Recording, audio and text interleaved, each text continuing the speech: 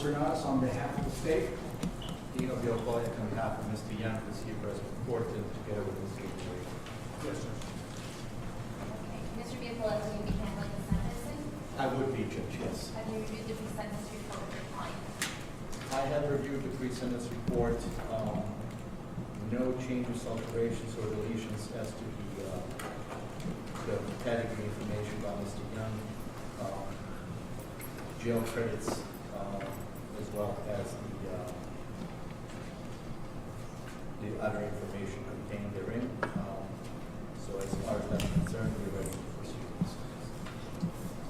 I just want to note that I have received the sentencing memorandum from the state as well as the defense. And once they account for fully their submissions that are well written and well thought out, and I appreciate them ahead of the sentencing. I have reviewed them thoroughly. I'll give you a sentence, Mr. Viola. Thank you, Judge.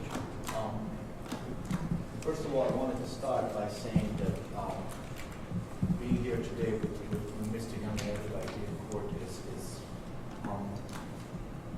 certainly not the most pleasant of my duties and what I do, but it's something that it's solemn and important. I would start by saying that I certainly wanted to express my condolences to the family of Mr. Alsmar, and also I want to say I'm sorry for Ms. Lopez and her injuries that she suffered through this. There was just nothing good about today's day. Unfortunately, for better or for worse, I had my own share of experiences with family members who have been violently taken from us. But so I do have some understanding, at least on some level, how this must feel. So for that reason, like I said, there's nothing good to be said for today's day. That being said, I also do wanted to say that my job today is to present to the court, and frankly, primarily to the court, but also to everybody else here, that Mr. Young stands here after being convicted of the jury trial of this crime, and I'm going to speak on his behalf because Mr. Young, after we talked about it, Mr. Young is not going to be speaking today, and he maintains his innocence of these charges. And so I will be tasked with explaining and trying to explain to the court who Mr. Young is and what he is about. As I said in my sentencing memo, and I'm certainly not going to rehash everything, the court is all aware of what I've written. But I do want to state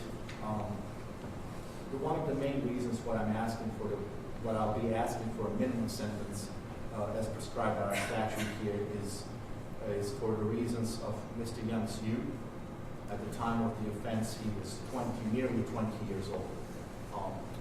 That is a very young age. As I submitted in my sentencing memo, there's plenty of research to show that young minds are certainly not developed and mature enough to understand the risks of everything that's happening. And I think nobody here in this court or anywhere else can say that they are the same person they were when they were 20 years old. I certainly am. I hope at least I'm a much better person now than I was whatever, years ago. But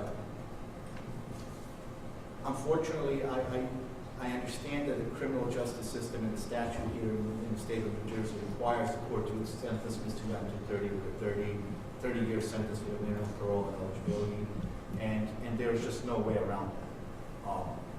I understand that that's the minimum sentence, and I wish that our statutes had taken into account the scientific research that's been taken as far as somebody's youth. But as we all know, the legal system does tend to be slow catching up with modern research. With that said, I also want to point out that Mr. Young, in is a father of a 4-year-old son who is, unfortunately, after the sentencing, will not be able to see his father for many years. And I know that Mr. Young, for the time that he was out of custody, he was involved in his life. And he is still involved in his life, although I know that he didn't like to have his son come to see him in jail because it's not really a place for a young child to go. Also, Mr. Young's family is here. They had submitted several letters on his behalf, and I'm just going to briefly state that the crux of what his family had wanted me to say and what Mr. Young had wanted me to say is that they also themselves expressed condolences to the family of Mr. Alasmar, and their thoughts and prayers are with that family as well as Ms. Lopez's family. And they understand the gravity of the situation that is here today. Finally, Judge,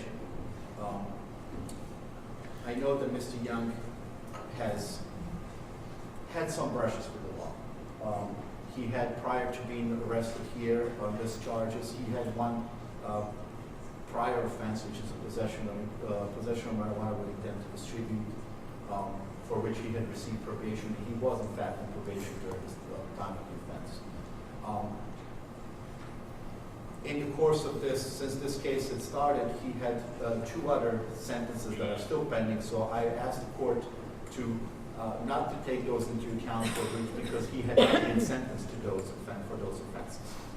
And I do have to say that I did not appreciate the state's argument that Mr. Young had somehow manipulated the sentencing date to adjourn those dates so he cannot be, for him not to be sentenced. And the state has to understand that these dates have been agreed by the prosecutor's office in other counties as well as judges in other counties. So if anybody, if we put out that somehow somebody had manipulated something, then certainly other prosecutor's office would be part of that manipulation. And I think it's unfair to say that knowing the facts full well. Additionally, there is, again, like I said earlier, there is simply nothing that anybody can do here, that the court can do, that I can say, that Mr. Young can say, that anybody here can do to bring that day back and to bring Mr. Lasmar back to his family. I can certainly, I wish there's something I can say to make this all go away and that we can all go back to August 24th, 2015 and change what had happened that day. I'm sure everybody would be much better off, but I can't. So for those reasons, and for the reason everything that I've stated so far, Judge, I'm asking the court to consider Mr. Young's youth, his relatively limited criminal history, the fact that he has a young son who will be limited in seeing his father for many years to come. And I ask the court to consider that and sentence Mr. Young to a minimum sentence of 30 years with a 30 years minimum parole eligibility, concurrent to 7 years at 85% from Ms. Lopez's injuries, as well as a 15-year sentence to arrest and parole to run concurrent to each other. And I do just briefly want to address, I generally agree with the state in their sentencing memo that is, as far as mergers is concerned. I do agree that merger is that merger is necessary for felony murder charges to a murder, as well as unlawful possession of a weapon for unlawful purpose into aggravated murder or robbery. I also agree that robbery does not merge. However, the difference between my argument and the state's argument is that those charges must run concurrently to each other, robbery with a murder, because they are, under Yarbo, they are part of the same course of action and they cannot be separated. It's the same victim, it's the same, it's a very close in time or almost parallel in time and place, and for those reasons, our law requires that those charges be running, that they be running concurrently to one another. With that said, Your Honor, I will finish, and I hope that after today's date, things will start to get better for everybody, and I certainly, but as far as Mr. Young is concerned, he will, this is not the end of the road for him, and he will continue to maintain his innocence and follow any appropriate legal remedies that he may have on his disposal. Thank you. Thank you, Mr. Rebuttal. Mr. Young, I understand for your attorney that you don't wish to make a statement, but I still need to ask you, is there anything you would like to say to this court prior to my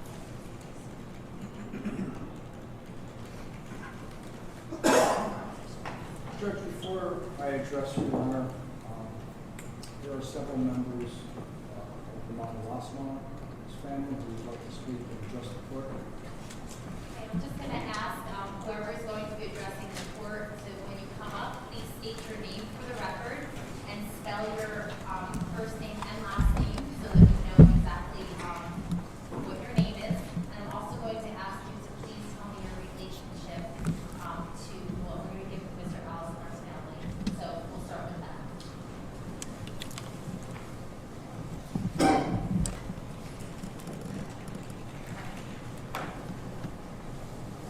Good morning, Your Honor. Tell me your name. My name is Defendant. Okay, spell your name for the record. Puthaina. Same last name as my father, God rest his soul. I'm number 3 out of my father's 10 kids. I just want to kind of keep this short and quick before I lose control of my emotions. On August 25th, 2015, my life and my family's life changed for good. At about 3 or 4 in the morning, I was awakened by my aunt, and my cousin who's here today. And she told me that my father was shot. I didn't know he was killed yet. Being that I was just woken up, my head was kind of all over the place. I didn't really know what to think. But somehow I got out of bed and I went downstairs. And my beautiful mother had tears running down her face. Her face was bright red. I can't really tell you what happened in that very moment that led me to go back to sleep. But when I woke up at around 9:30, 10 the next day, I saw my mom sitting in the same spot. Her face looked the same. I'm sorry. I want everybody in this room to know that I myself was also 20 at the time that this murder took place. And never in my mind, never ever have I ever thought to take somebody's life for one. My father was a very wise man, a very kind man, and a very humble man. And he instilled in all 10 of his children morals and values that not a lot of kids these days have. One of them being hard work.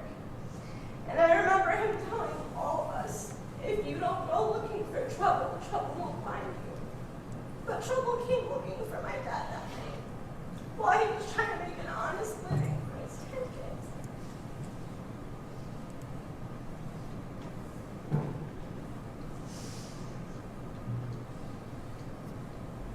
I just want to say that I believe that Mr. Young deserves the maximum sentence because he personally issued life sentences to evidence on the side of the room.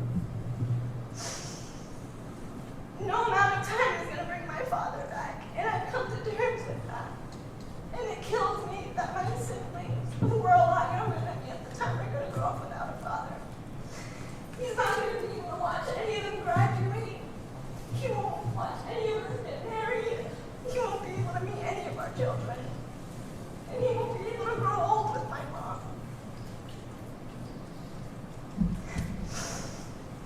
I miss my dad every day, but I hope that he truly is at peace. And that's all I can ask for. Thank you.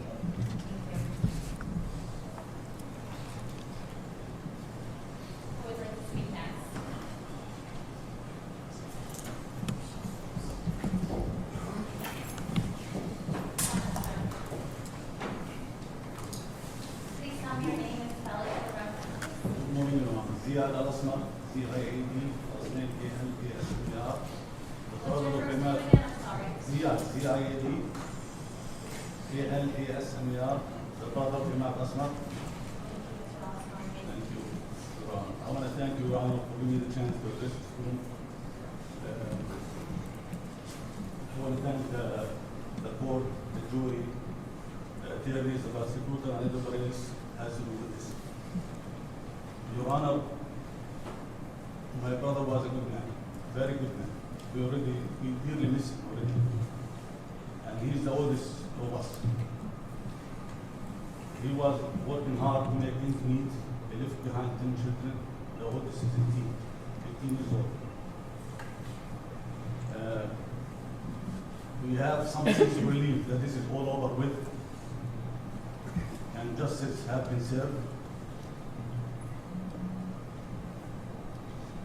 But what happened created a lot of suffering for a lot of people.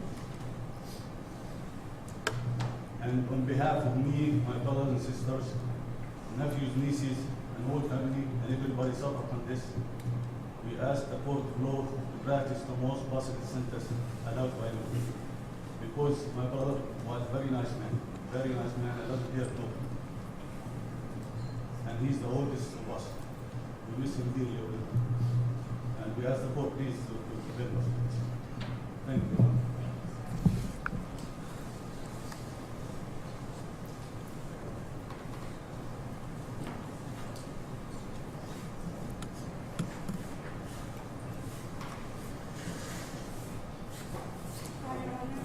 My name is Al spelled A-L-L-A-A.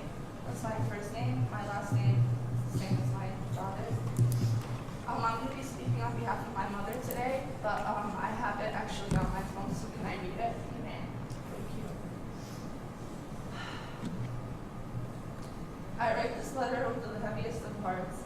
I don't understand this. Is what these your mom's words? Yes. Okay. I, Ibtisam al-Asmar, a widowed wife of the diligent man Ahmed al-Asmar, who was murdered on August 2015, find it difficult to understand how it could be possible to question a man's sentence when he has committed several wrongdoings.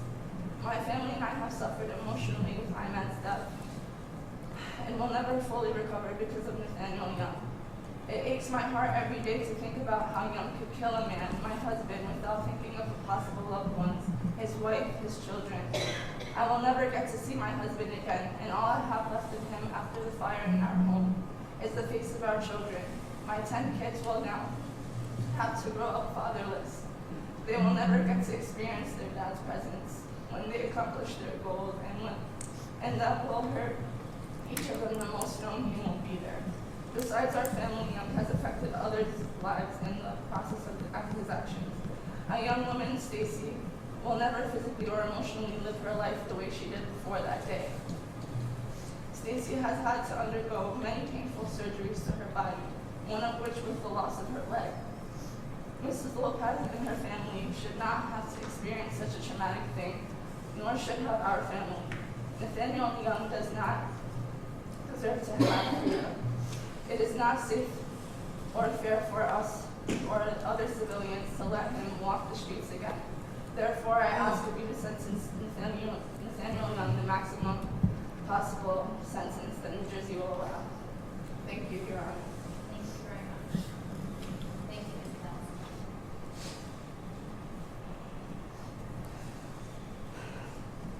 Ibtisam al-Asmar. My first name I-B-T-S-A-M.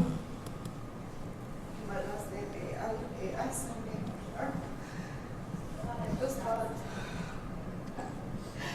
just want to ask Judge kindly to just have all my children just stand up. You can't just look at them. Sure. So, So you have 10 children, correct? yes. And these are all of your children? Yes, one of them is because she was sick. And then it started here. Thank you. I haven't seen it. Go ahead. Thank you. Thank you. Who's next?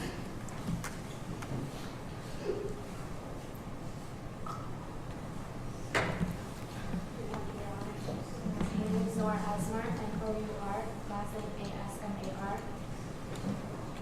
I'm just here. I'm sure you've heard from everybody that's spoken. He's my uncle. I love him just as much as everyone else in this room. I just want everyone to understand that while the 30-year sentence might let him enjoy his time with his child, these 10 children are never going to be able to enjoy their time with their father. He's not there for them. He's not going to see any of their successes or anything. I mean, they're doing great, thank God, but they're never going to be able to see their father again. It's not fair that someone would be able to walk the streets after knowing not only did he kill someone and he didn't just end his life, he affected all of ours.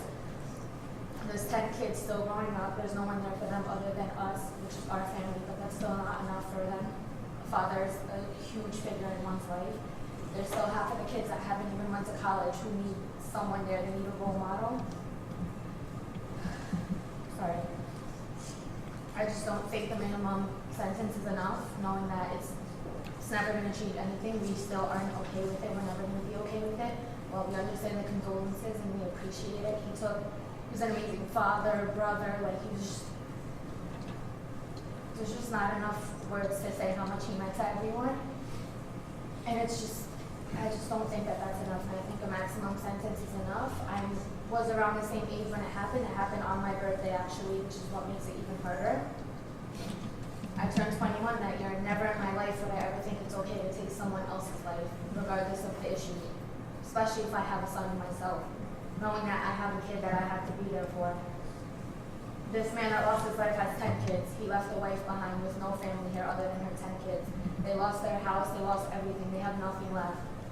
So I know that has nothing to do with it, but I hope you take this into consideration because it's not enough. They're never going to see their father. They're not going to be able to spend time with him.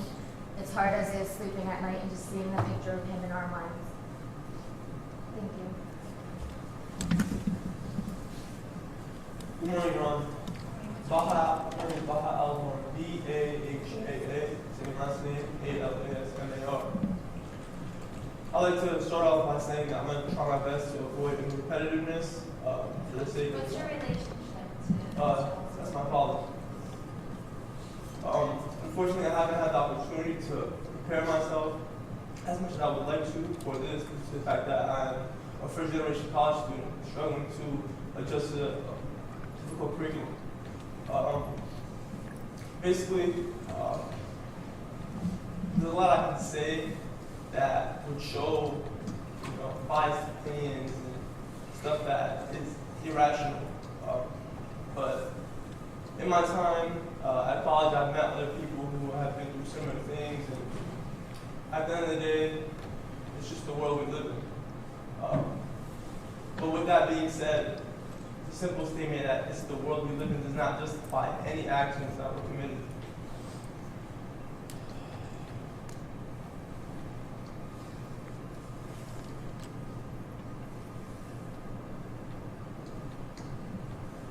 I just want to make it clear that although there are a lot of emotions going on, I want to thank God for giving me the ability to be open-minded. I have a belief that differs from my family's. I forgive the man who committed this act. I know that there's a lot of components I can go into.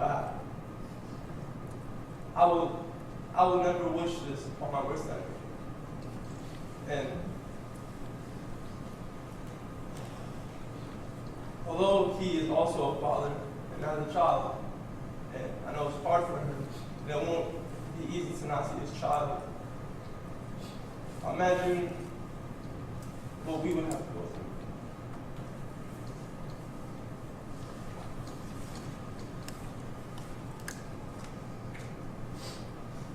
And it kills me that we never had the chance to say our goodbyes. As my sister said, honest man makes honest living. I just want to make it clear that I do forgive this man. I'm glad that I'm able to be open-minded and be mentally aware that this is just the world we live in. And again, that does not justify the actions I've committed, but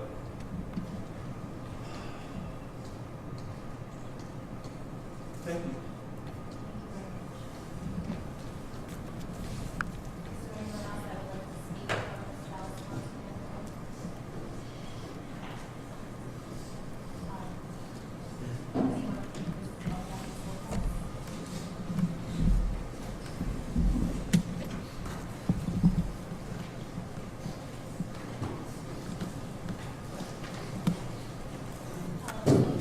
Hi. I just want to place on the record that I did receive the letter that you wrote.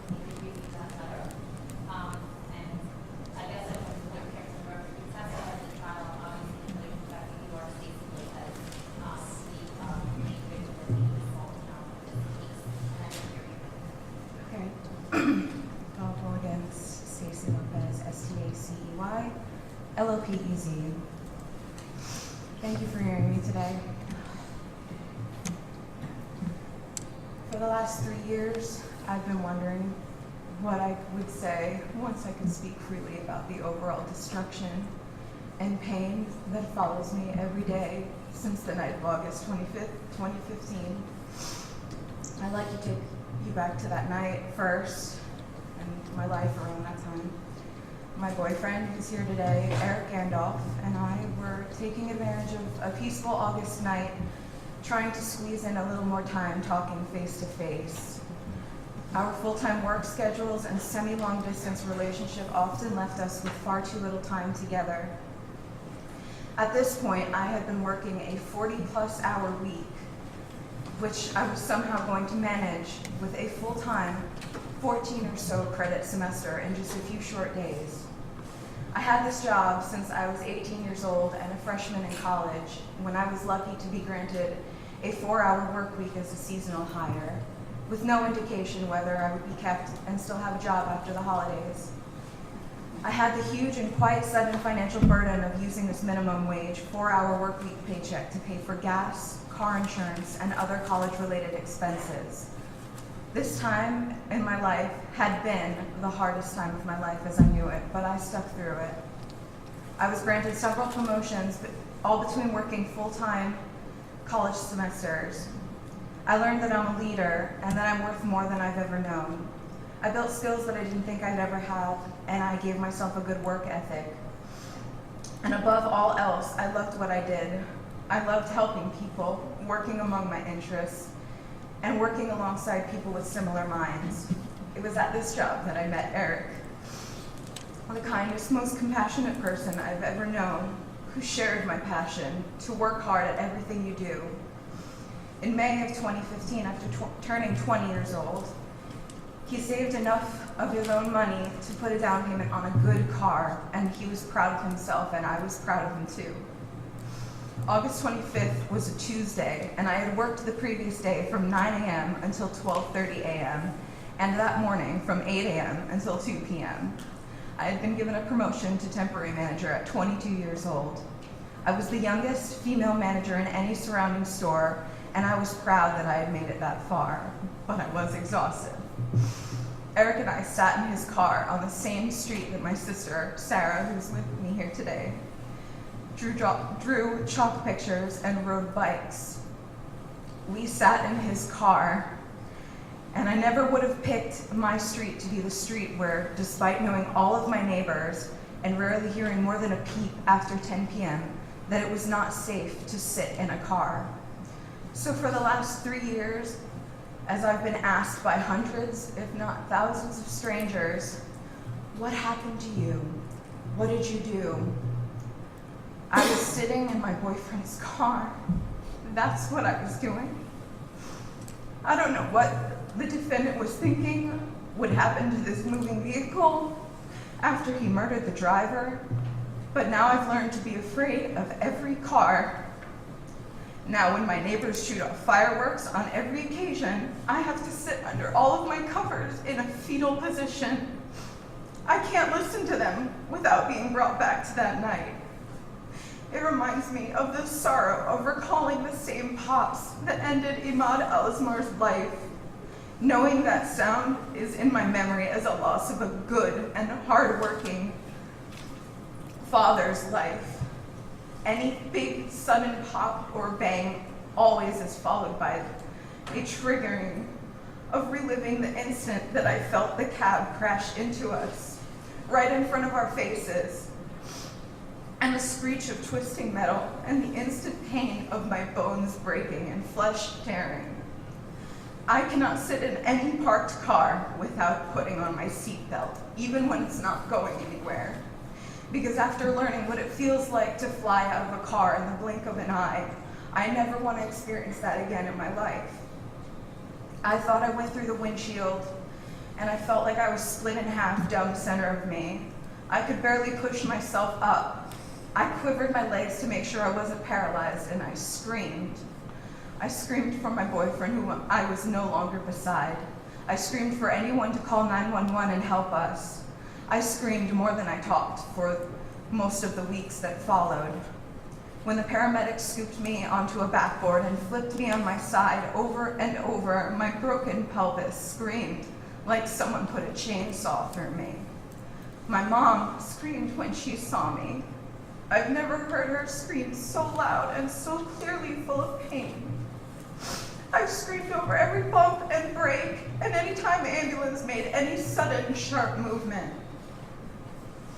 When I was brought into the ER just before midnight, they instantly pumped me full of pain medications, but not before they started working on me, stabbing an IV into me, and again, rotating me on my side, causing my broken pelvis to shift.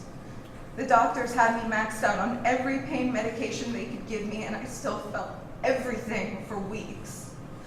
At one point, a nurse poured liquid over my foot, which the doctors all agreed it looked like a bomb went off inside of it. And it burned my bloody wound so badly that I screamed so loud, the whole world went silent.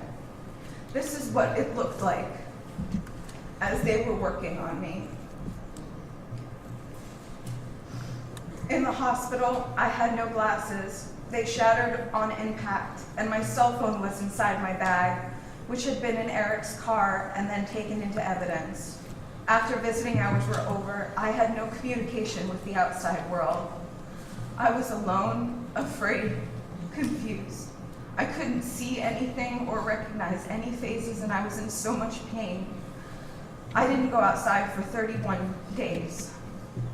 I was never more alone than when I'd wake up in the middle of the night, stuck flat on my back, unable to leave the four walls staring back at me. And casts and equipment screwed into my bones were a literal ball and chain around my ankle. By the end of September into October, the only reason why I was still there was because I was fighting to keep my limb. I would have had to tell them to cut it off if I wanted to go home in a predictable amount of time. At the same time that I was there, like that, unable to stand or sleep on anything other than my back, the defendant was able to. He could use a toilet independently, and I couldn't. He was able to go home and take a shower. My mom had to wash the blood and dirt off my hands and face with a washcloth over the course of days because I was in no condition at all to take a shower. It wasn't until I went home 87 days later from being in the hospital and rehab that I could finally wash my hair under a real shower.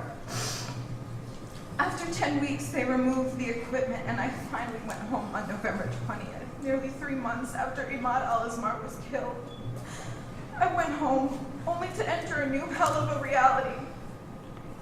While I was out and unable to walk or wear any shoes, my job terminated me. My job that I slaved for and enjoyed. I had to take off a whole year from school. I had one pair of shoes for those several months. A boot made out of leather and taken from a mold of my foot.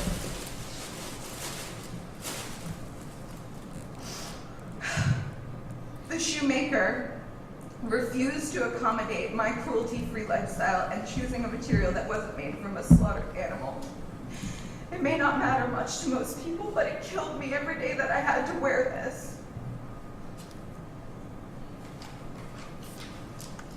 I realized painkillers did nothing for my pain, and within a month I weaned myself off OxyContin, morphine, gabapentin, and Cymbalta because I told myself it would bring me one step closer to normal again.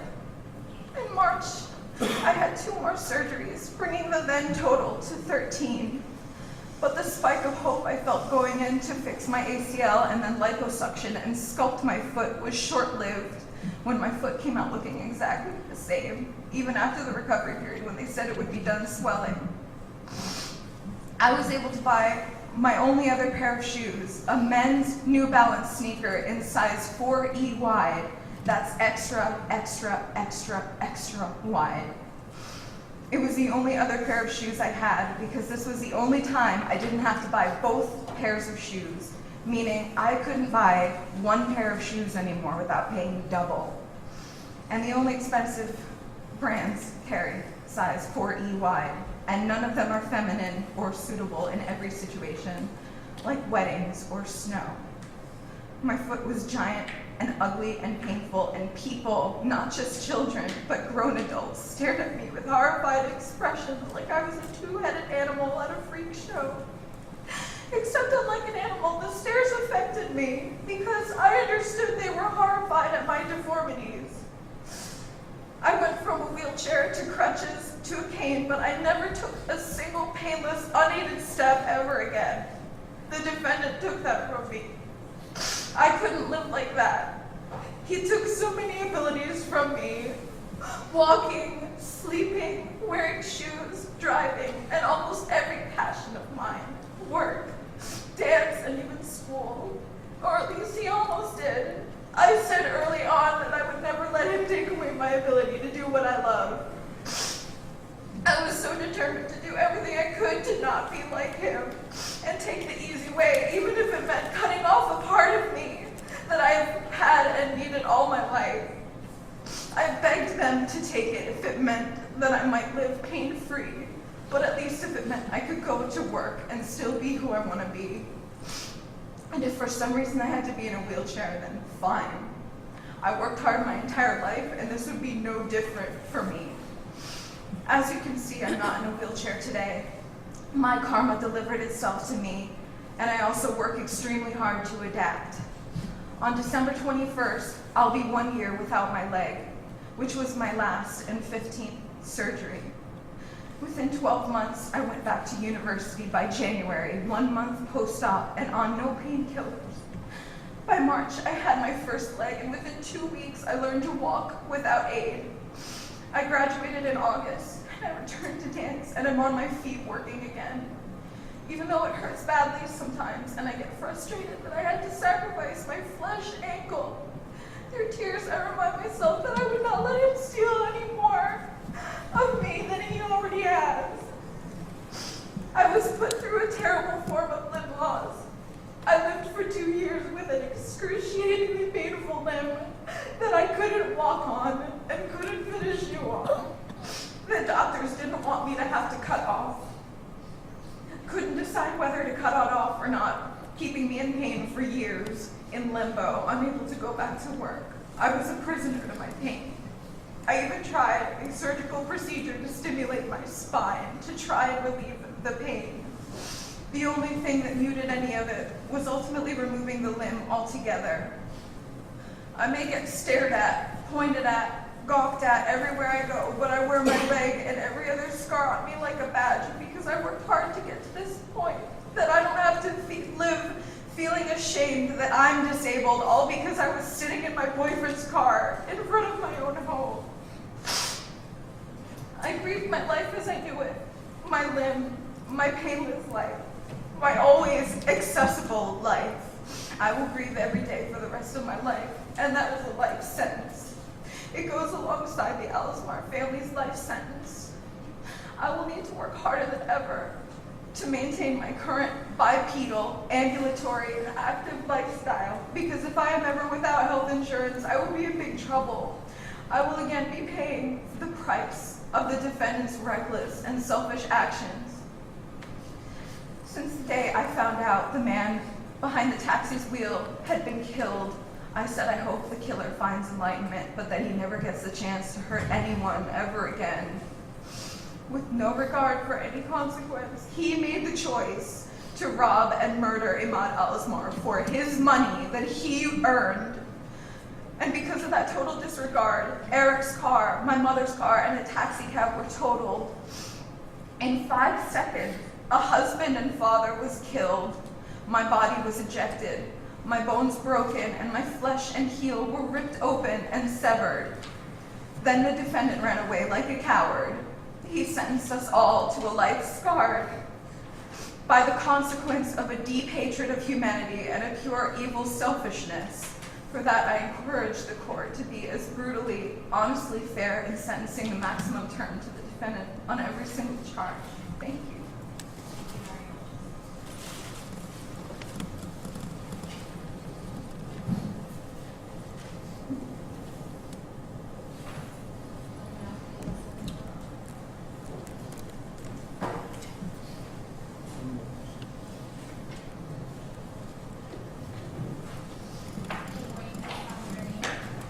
My name is Joan Chalakis, Joanchilakos.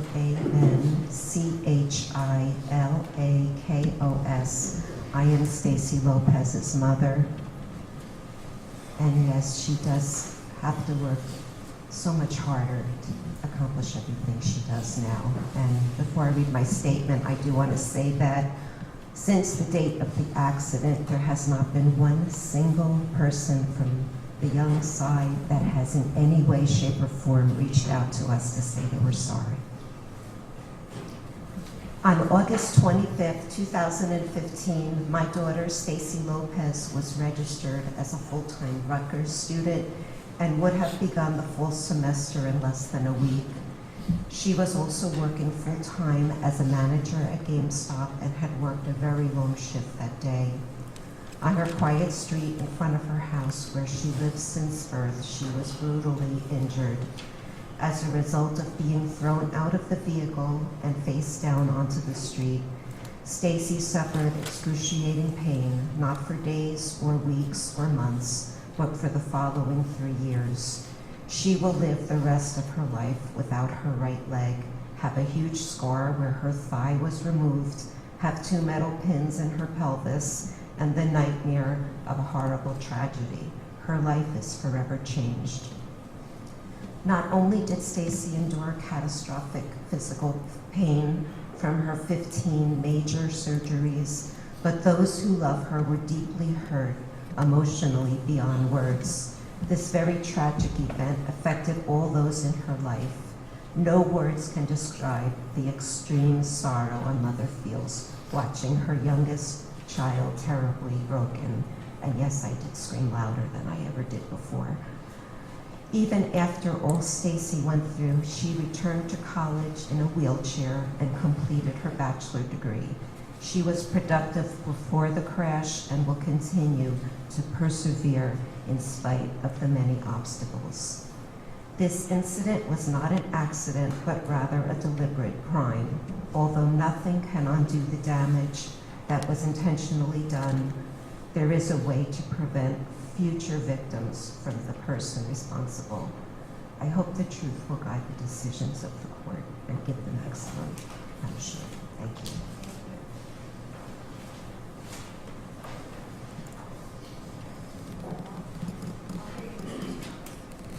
Judge, I cannot speak as eloquently as Stacy Lopez or express the pain that the family of Imad Al-Asmar has expressed to the court.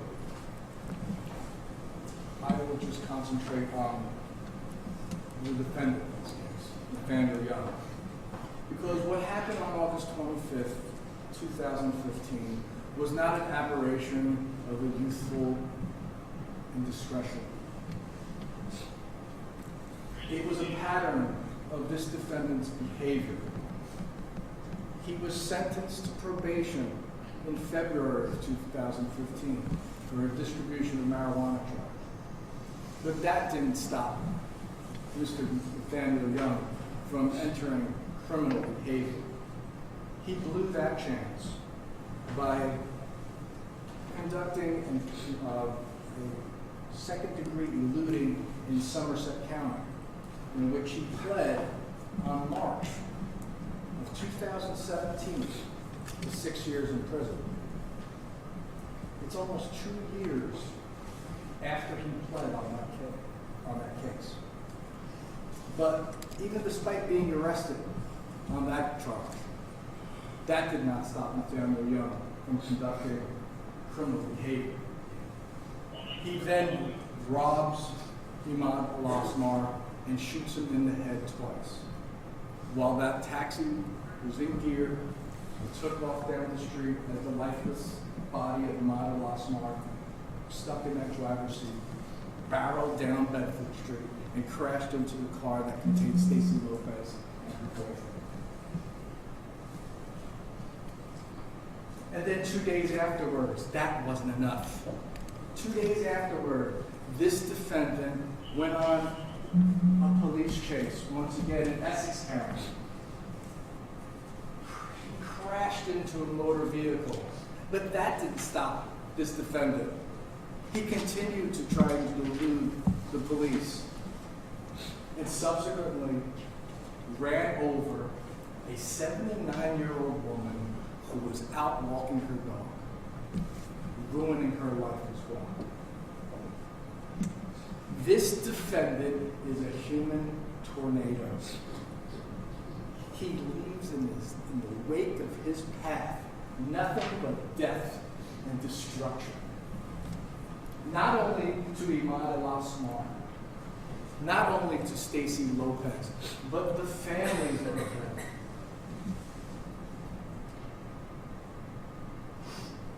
This is not a person who at 20 years old deserves the leniency of this court. He is now 24 years old and still cannot say, I am sorry for what happened. He can still not look at the pain and anguish of the families that walked up here.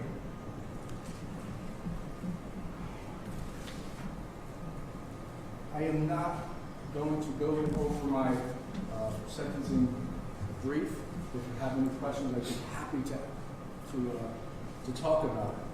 However, what I do have to say is that I want to give credit to Stacy Lopez, because throughout this ordeal and the time I've spent talking to Stacy, her outlook, how she faced this, her injuries with dignity and grace, has led me to look through life with a new lens. Problems in our lives seem so trivial as opposed when you start thinking about the victims in this case. So, and that along goes with the Al-Asmar family, who have been nothing but people who care and have treated me with nothing but respect, and with this court respect. And I thank the Al-Asmar family as well. But just because Stacy survived and the Al-Asmar family is moving on, doesn't mean that this defendant doesn't need to face the justice that he deserves. Aggravating factors in this case, 3, 6, and 9 exist. There are no mitigating factors in this case, 0. The aggravating factors substantially outweigh the mitigating factors. And, Your Honor, although those charges in Somerset and Essex County, those second-degree charges, and the defendant pled almost 2 years ago, they should be treated like convictions. Just because for 2 long years they've put off the sentencing doesn't mean he's not convicted for his crimes. And you can tell by that is because just so happens to be is that the following 2 Fridays, Mr. Young will be sentenced in Essex County in Somerset. So for these reasons, Judge, the state submits and recommends that this defendant be sentenced for 50 years for the murder, consecutive to 18 years on the robbery charge, consecutive to 9 years on the aggravated assault of Stacy. Tell me a little bit more about why the state's position on the robbery should not be accepted. Because there are two separate incidents, Judge. The timing is all a factor. There are two separate, distinct acts between the murder and the armed robbery. The armed robbery requires robbery with the threat and use of the gun. He could have robbed Ahmad Asmal, taken his money, and be gone. He didn't have to shoot him. But he shot him not once, but twice in the head. Those are two distinct violent acts and should be treated as two separate events and not as one continuous act. Therefore, pursuant to the Yarborough factors, the state submits that those counts should be reconciled.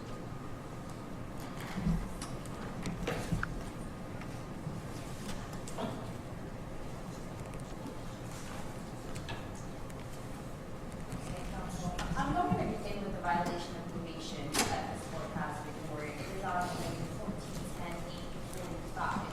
This matter is the defendant was placed on probation for possession of the intent to distribute marijuana in the fourth degree. He was placed on probation by Judge Contact in February of 2015. The violation of probation report indicates that the specifications for violation were offense and fines. It's my understanding that state is willing to dismiss count 2 of that violation and fines. Is that correct? That's correct, Judge.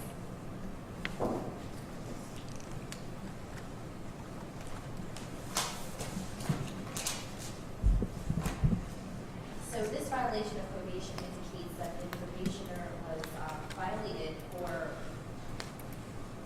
failing to remain arrest-free, and he was arrested in Somerset County for eluding in the second degree, as well as an endangering count in the second degree, short of rising to eluding.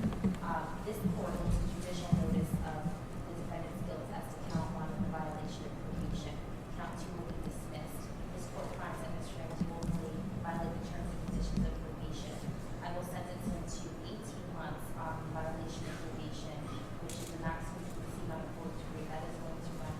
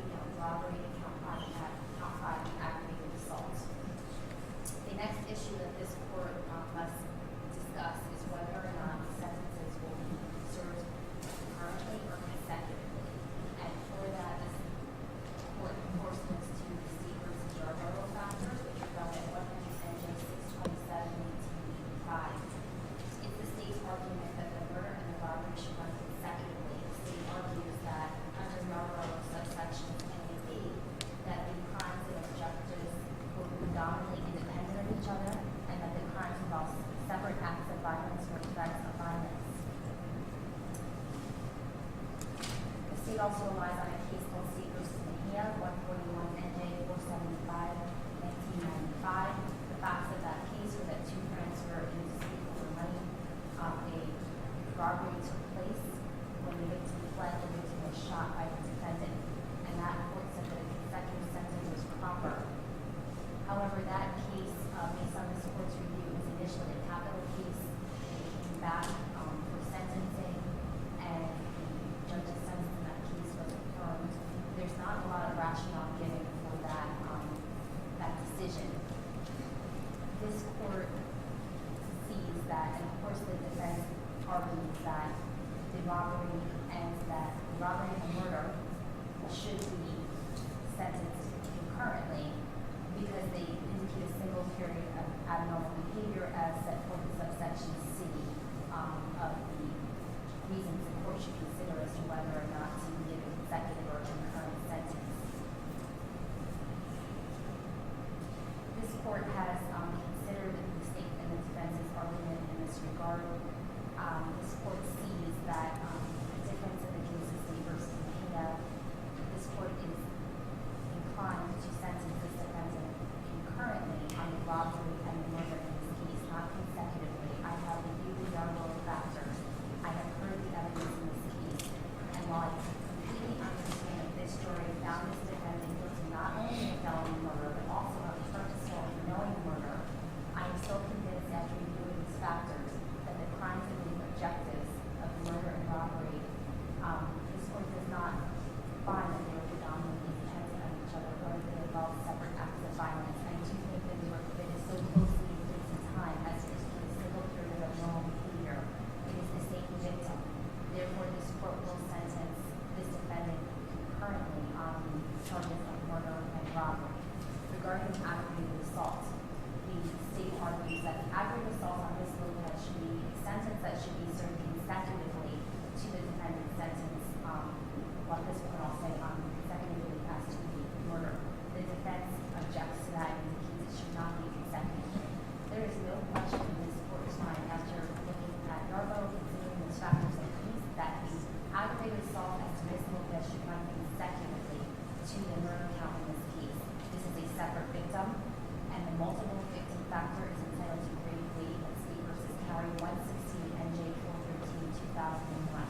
The state's theory on the aggravated assault, which was the majority was a recklessness theory. I understand that. However, I think that it is fully appropriate in this case to sentence this defendant consecutively on the aggravated assault. That is this court's decision regarding whether or not the sentences will be concurrent or consecutive. Looking now at the aggravating and mitigating factors in this case.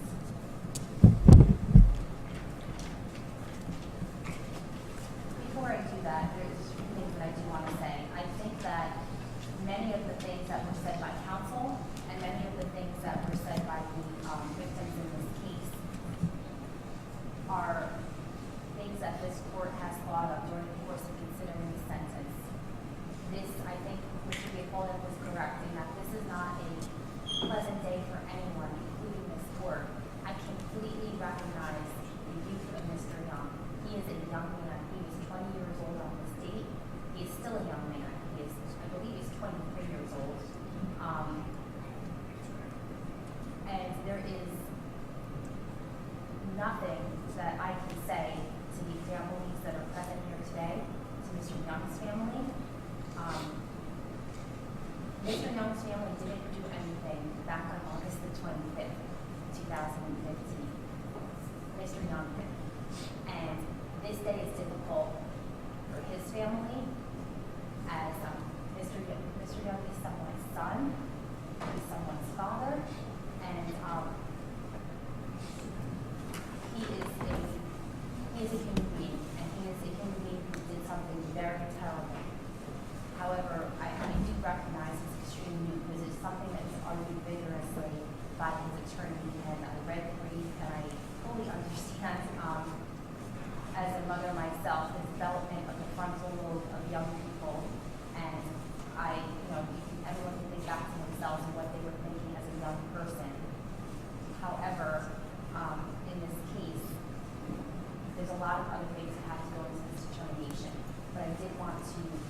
mention of the impact this has on Mr. Young's family, and the fact that they are here to support Mr. Young, and that is definitely noticed by the court. As to the family of Mr. Alston, there's nothing I can say, there's no sentence I can give, there's nothing I can do to bring him back, to bring back the husband, to bring back the father. It's a horrible situation. I want to say that I reviewed everything prior to the sentencing today, and I came out here knowing the sentence that I was going to give because I knew how emotional it was going to be. I don't know that there was a dry eye in this courtroom. Hearing the impact that this has had on Mr. Alismar's wife, on his 10 children. I mean, 10 children rely on this man, his other extended family, and then Ms. Lopez. Ms. Lopez is a remarkable young woman. She took the stand in this trial. Her testimony was not, Ms. Lopez was not looking for sympathy. She was not over-exaggerated. She was very matter-of-fact. And what she has gone through is some of the most excruciating pain and suffering that I've ever come across. And yet she's still positive. She's still going forward. And it was really amazing to this court how the Alismar family saw beyond their own pain to recognize Ms. Lopez's pain. And Ms. Lopez saw beyond her own pain to recognize the Alismar family's pain. It's an unbelievable bond that these families have formed. And if you could even think anything good can come about this, it's that you came into each other's lives. And it's really something that is remarkable and very special. And I did want to acknowledge that prior to giving my sentence. But it's not easy for anyone to listen to what either one of your families have gone through. This was a completely senseless act of violence, and this is an absolutely horrific crime. And there's really nothing that this court can say other than that. So when I'm faced with sentencing, of course I am duty-bound to look at the aggravating and mitigating factors, which I did in this case. I did ask for the sentencing memorandums ahead of time so that I could review them, I could think about the weighing here, and I could understand what this court felt was an appropriate sentence in this matter.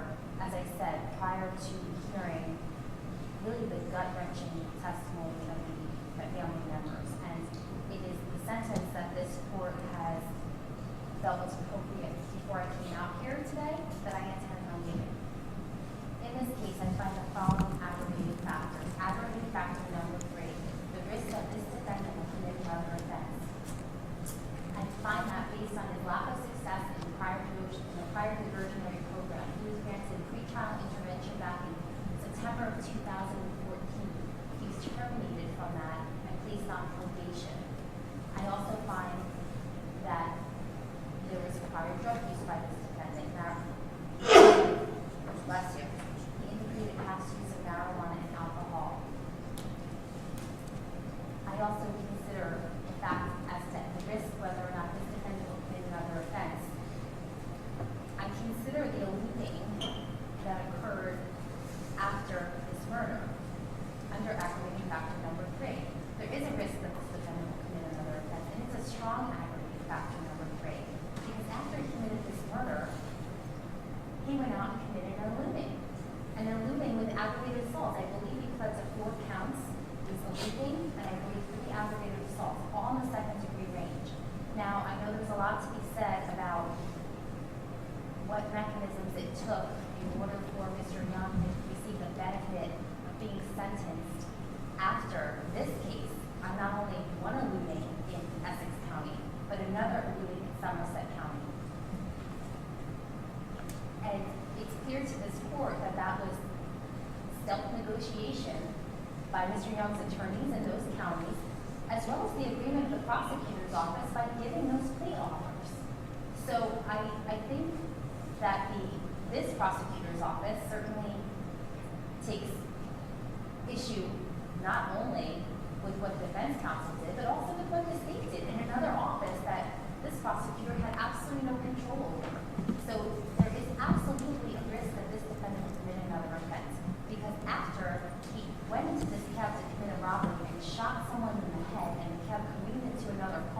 seriously injured Ms. Lopez. He didn't go home, and he wasn't going home and being contrite and saying, I'm not going to commit any more crimes. He went out and he committed an egregious eluding, which included injury to a 79-year-old woman. Now, I know that he has been sentenced, but I take notice of the fact that he has pled, which means under oath he gave a factual basis in Essex County as to that eluding, second degree, and as to pre-counted aggravated assault in second degree. And this court certainly considers that under aggravating factor number 3. Aggravating factor number 6. This defendant's prior criminal record and the seriousness of the offenses for which he's been convicted. Again, this court is not in a position where I can consider the police in Somerset County or Essex County under this factor because he technically has not been convicted of these crimes. I recognize that he does have a prior conviction for possession of the intent to distribute marijuana. I just sentenced him on that BOP. I will also note that he violated probation. So this court does find aggravating factor number 6. The risk that this defendant's prior criminal record and the seriousness of the offense for which he's been convicted. I also consider in that factor the fact that he has violated probation on that matter. Aggravating factor number 9. The need to deter this defendant and others from violating the law. This is a strong aggravating factor this court considers in this case. There's a need to deter this defendant personally from continuing to commit crime, and there's also a general need to deter actions such as this and this senseless type of murder in an effort to rob the taxi cab driver, as everyone has said, is hurt and money, and subsequently, whatever happened in that taxi, Mr. Young pulled that trigger and shot this man and killed him.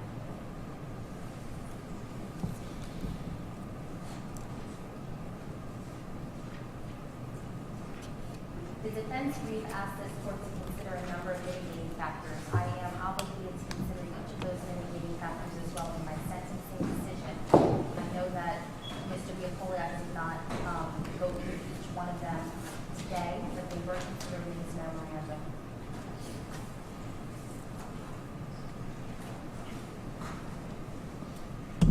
The defense is asking this court to consider the defendant's age as a non-classifiable mitigating factor. And I have noted that I did consider this defendant's age in fashion in this sentence. In addition, the defense has asked for mitigating factor number 11, that there be a serious hardship to the defendant or his dependent, specifically the fact that this defendant is a young toddler child, and that this court should consider he will be able to be part of the child's life upon release. This court does not find that mitigating factor number 11 applies in this case. Quite frankly, Mr. Young should have thought about whether or not he wanted to see his young child again before he stepped into that taxi cab with a loaded handgun on his question. I do not find that this rises to the level of mitigating factor number 11. As to mitigating factor number 8, that Mr. Young is unlikely to commit another offense. The defense indicates that this is not premeditated murder. Under the law, purposeful or knowing murder does not have to be premeditated murder. To say that this defendant is unlikely to commit another offense when he went to Essex County and committed an eluding after this is an argument this court just will not even accept. It doesn't make any sense. Also, the defense has asked this court to consider the limited criminal history, that he is not a career criminal. I've already addressed that point in finding aggravating factor number 6. The defense has also asked this court not to find aggravating factor number 1. That is not a factor that the state has asked for, nor is it a factor that this court is considering.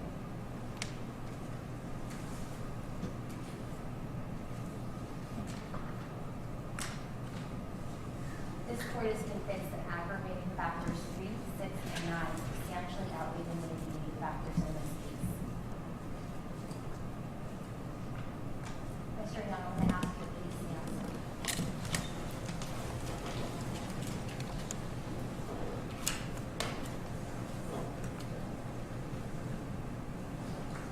As to count 1, murder. After having weighed the aggravating and mitigating factors in this case, and after a lot of consideration, this court will sentence Mr. Young 85% applying. So that under the No Early Release Act, Mr. Young must serve 42 years, 6 months, and 2 days before being eligible for parole. There will be 5 years of parole supervision upon release. Under the Grace Act, this defendant must serve a 25-year period of parole eligibility pursuant to, as I said, the Grace Act, which applies in this case. As to count 3, robbery, this defendant must serve 15 years in Jersey State Prison. 85% No Early Release Act applies, which means the defendant must serve 12 years, 9 months, and 3 days before being eligible for parole. 5 years parole supervision upon release. The defendant must serve 7.5 years of parole eligibility pursuant to the Grace Act. Count 3 is to run concurrent to count 1 and count 5. As to count 5, aggravated assault. This court will sentence the defendant to 8 years in Jersey State Prison with 85% No Early Release Act applying. Defendant must serve 6 years, 9 months, and 22 days before being eligible for parole. There will be 3 years of parole supervision upon release. Count 5 is to run consecutive to count 1. So this court's aggravated sentence is 50 years on murder. He must serve 85%. Consecutive to that will be 8 years state prison on the aggravated assault. 85% will apply to that as well. As I stated previously, count 2 merges with count 1, count 4 merges with count 3. This defendant has 1,177 days of jail credit from 9/17/15 to December 6, 2018. Regarding the mandatory fine, on count 1, there's a $100 PCC, $75 legal goods, $30 business fines. Count 3, there's a $50 PCC, $75 legal and services fine. And on count 5, there's a $50 PCC and $75 legal and services fine.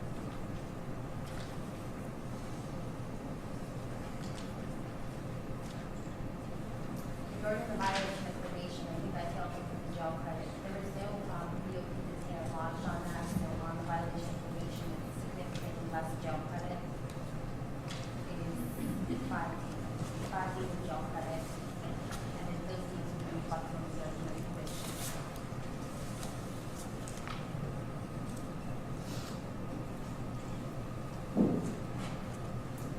That is this court's sentence. Mr. Young, you have 45 days to appeal this sentence. If you do not appeal within 45 days or after some time, you can legally determine to appeal. Do you understand that? Yes. You also have 5 years to say a final motion for post-conviction release. Do you understand that? Yes.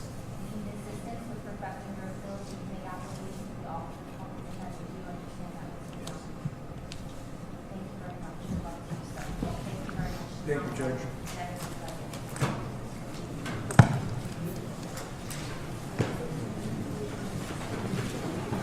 I'm going to take a very short break, and I'll be out to address more matters before we break.